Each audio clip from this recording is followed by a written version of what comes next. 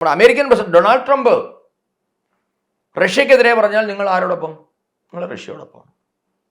Donald Trump ഇറാനെതിരെ പറഞ്ഞു, നിങ്ങൾ ആരോടൊപ്പമാണ്? ഇറാനൊപ്പമാണ്.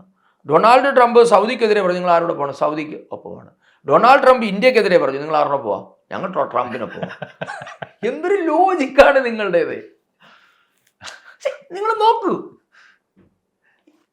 ഈ കമ്മ്യൂണിസ്റ്റുകാരന്മാർ ഉണ്ടാക്കിക്കൊണ്ടുവരുന്ന നറേറ്റീവ് ഇതല്ലേ?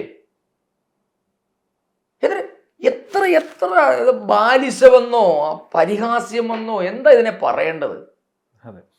നിങ്ങളുടെ ശത്രുവാണ് ഡൊണാൾഡ് ട്രംപ്. ട്രംപ് എന്തു പറഞ്ഞാലും നിങ്ങൾ ട്രംപിനെതിരാണ്. പക്ഷെ ട്രംപ് എന്തെങ്കിലും ഇന്ത്യക്കെതിരെ പറഞ്ഞാൽ ട്രംപ് പറഞ്ഞാണ് ശരി.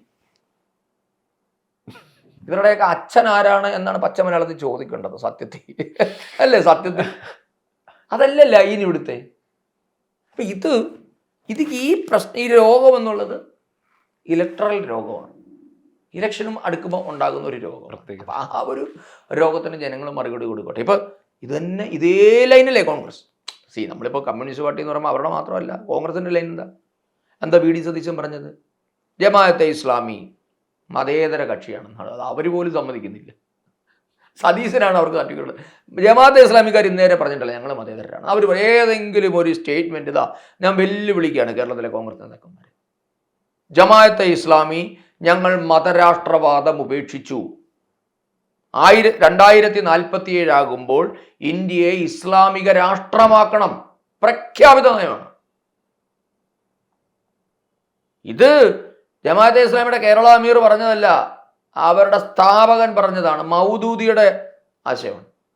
മൗദൂദി പറഞ്ഞു ഇന്ത്യ ഇസ്ലാമിക രാഷ്ട്രമാക്കലാണ് ജമാഅത്തെ ഇസ്ലാമിയുടെ ലക്ഷ്യം എന്ന് പറഞ്ഞാൽ താലിബാനെ പോലെ, സിറിയയെ പോലെ, ഇറാനെ പോലെ ഇന്ത്യ ആക്കണം എന്ന്. അപ്പോൾ സതീശൻ പറയാണ് ജമാഅത്തെ ഇസ്ലാമി അവരത് ഉപേക്ഷിച്ചത്. അപ്പം നോക്കൂ നിങ്ങൾ. അപ്പം മതേതരത്വം എന്ന് പറഞ്ഞാൽ എന്താ? ആൻറ്റി ഹിന്ദു ആയാൽ മതേതരനായി. നിങ്ങൾ പ്രോ മുസ്ലിമും അല്ല, നമുക്ക് പ്രോ മുസ്ലിം ആയാലും സഹിക്കാം. ഇന്ന് പ്രോ ടെററിസ്റ്റാണ്. പ്രോ മുസ്ലിമും പ്രോ ടെററിസ്റ്റും രണ്ടാണ്. നമ്മൾ മുസ്ലിംസിനെതിരല്ല. നിങ്ങൾ പ്രോ മുസ്ലിം ആയിക്കൊള്ളൂ. ട്രൂ ഇസ്ലാം എന്ത് പറയുന്നു? നിങ്ങൾ അതിനോടൊപ്പം പോകും. എത്രയോ സമാധാനം പറയുന്ന ഇസ്ലാമിക രാജ്യങ്ങളെ ഇവർക്ക് ആർക്കെങ്കിലും ഇഷ്ടമാണോ? ഇവർക്ക് ഡിക്റ്റേറ്റേഴ്സിനെയാണ് താല്പര്യം. കാടൻ സമ്പ്രദായം നടപ്പാക്കുന്നവരോടാണ് ഇവർക്ക്. അപ്പൊ ഇവർക്ക് ടെററിസ്റ്റുകളോടാണ് താല്പര്യം.